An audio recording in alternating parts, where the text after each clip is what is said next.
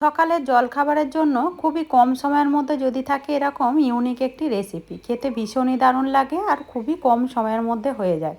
ছোট থেকে বড় সবারই পছন্দের একটি টিফিন। নমস্কার বন্ধুরা, কাজল ভিলেজ কিচেনে সকলকে স্বাগত জানাই।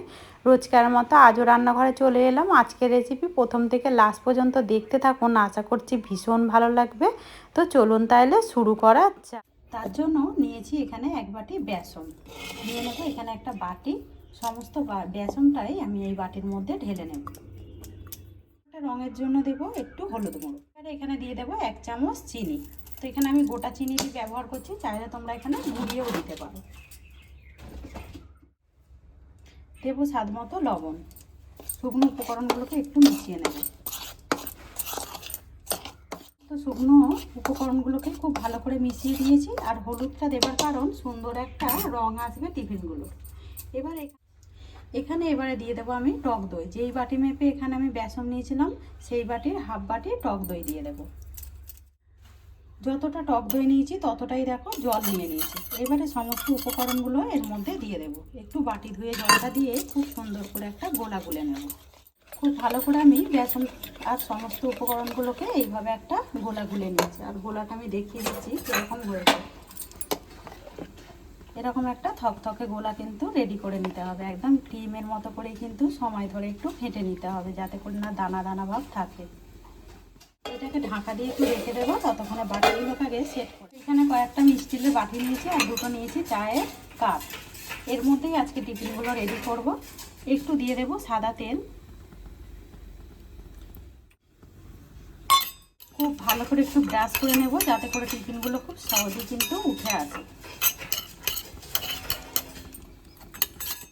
বাটিগুলোকে এবারে সাইডে রেখে দেবো, গোলাটাকে সামনে নিয়ে চলে যাবো। এবারে এর মধ্যে যে উপকরণটা দিয়ে দেবো আমি এখানে নিয়েছি একটা ইনো।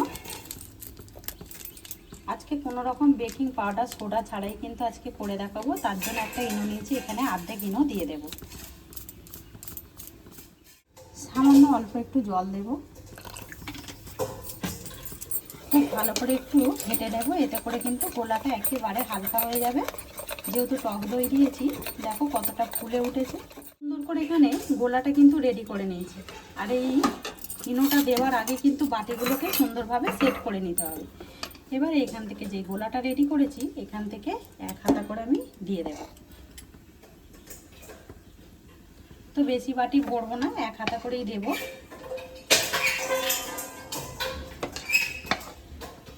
সমস্ত কাপগুলো আর বাটিগুলোকে একটু ঝাঁকিয়ে নেব, যাতে করে বাতাসটা কিন্তু বেরিয়ে যায়।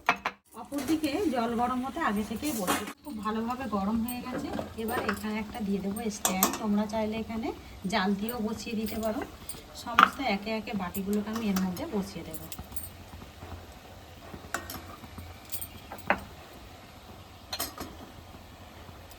সমস্ত বাটি আর কাপগুলোকেই দেখো আমি বসিয়ে দিয়েছি।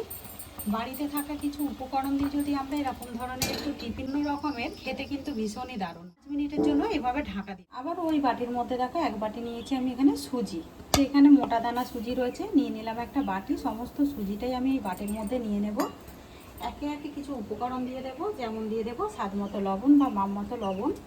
লবণটা তোমরা তোমাদের মাপ মতোই কিন্তু ব্যবহার করবে।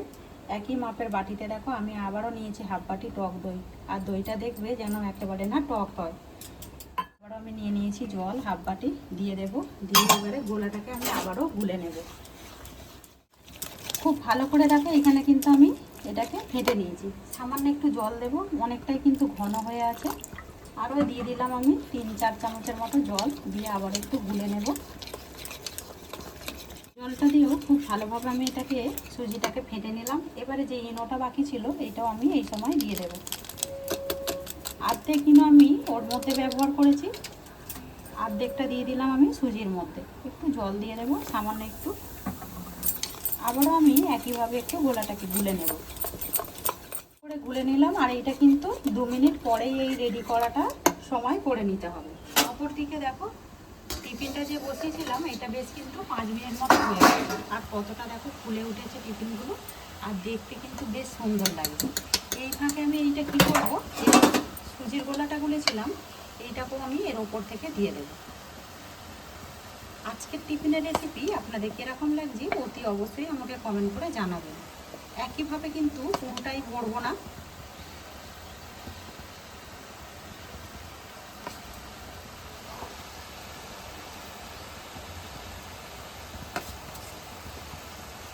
যেমনই এতে মধ্যে কিন্তু আমি একইভাবে দেখো সুজির গোলাটাও দিয়ে দিয়েছি। এরকম যদি একই টিফিন যদি দুরকম স্বাদের হয় তাহলে কিন্তু খেতে বেশ দারুণ লাগে। আবারও আমি এটাকে 5 মিনিট মতো ঢাকা দিয়ে আরও 5 মিনিট পর ঢাকাটা খুলে নিলাম।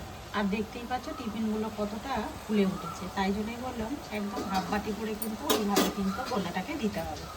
একে একে সমস্ত বাটিগুলোকে নামিয়ে নেব। সমস্ত টিফিনগুলোকেই আমি নামিয়ে নিয়েছি, একটু ঠান্ডা করে নেব। অপর দিকে দেখো আমি আবারও একটা কড়া গরম হতে বসিয়ে দিয়েছি। কড়ার মধ্যে দিয়ে দেব সাদা তেল, 2 চামচের মতো দিয়ে দিলাম সাদা তেল।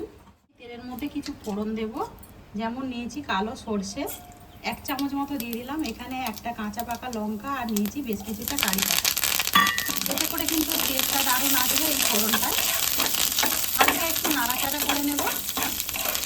নাড়াচাড়া করে নিলাম, এই ফাঁকে দিয়ে দেবো জল।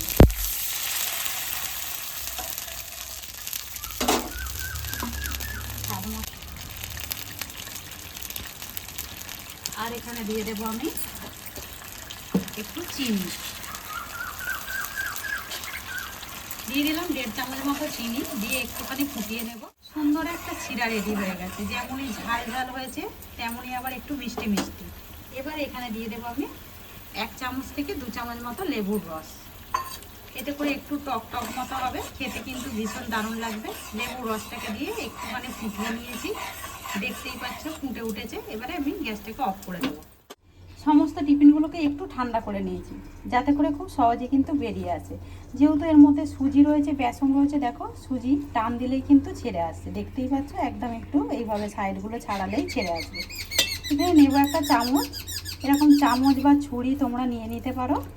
একটু ঘোরাবো, এই দেখো হাতে তালুতে দিয়ে এইভাবে ঘোরালেই কিন্তু সুন্দরভাবে কিন্তু বেরিয়ে আসবে। দেখো টিফিনগুলো দেখতে কতটা সুন্দর হয়েছে। এরকম যদি টিফিন হয় সকালে তাহলে কিন্তু বেশ খেতে ভীষণই দারুণ লাগে, ছোট থেকে বড় সবারই পছন্দের হবে। সমস্ত টিফিনগুলোকেই আমি দেখো একইভাবে কিন্তু বের করে নেব। এইভাবে একটুখানি চামচ দিয়ে ছাড়ালেই কিন্তু খুব সহজেই ছেড়ে যাবে। সমস্ত টিফিনগুলোকেই আমি সুন্দর করে একটা প্লেটের মধ্যে সাজিয়ে নিয়েছি। আর দেখতেই পাচ্ছ 2 ধরনের টিফিন কিন্তু এর মধ্যে একদম ডবল ধামাকা টিফিন। ওপরে রয়েছে যেহেতু বেসনের একটা ধোকার মতো খেতে লাগবে, সুন্দর লাগবে মিষ্টি মিষ্টি। আবার নিচে রয়েছে যেহেতু সুজি দিয়ে যে টিফিনটা করেছিলাম সেইটা। এবারে ওপর থেকে যে চাটনিটা করলাম বা শিরাটা, ওইটা কিন্তু ওপর থেকে দিয়ে দেব। এতে করে খেতে ভীষণ দারুণ লাগবে।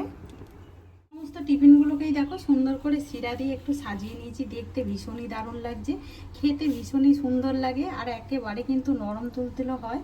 2টো লেয়ার যুক্ত এরকম যদি টিফিন হয় সকালে তাহলে কিন্তু একেবারে জমে ওঠে, আর খুবই কম সময়ের মধ্যে হয়ে যায়। খুবই কম উপকরণ দিয়ে এই গরমে টিফিনগুলো রেডি করে নিতে পারো। তো আজকের টিফিন আপনাদের কীরকম লাগলো অতি অবশ্যই কমেন্ট করে জানাবেন। যদি ভালো লেগে থাকে একটা লাইক করে দিয়ে এইভাবে আমার পাশে থাকবেন, আমাকে সাপোর্ট করবেন। আমার এরকম নিত্য নতুন রান্নার জন্য পাশে থাকা বেল আইকনটি প্রেস করবেন। সবাই ভালো থাকবেন, সুস্থ থাকবেন, ধন্যবাদ। আবারও কোনো নতুন রেসিপি নিয়ে ফিরে আসবো। আজকের মতো এই পর্যন্ত।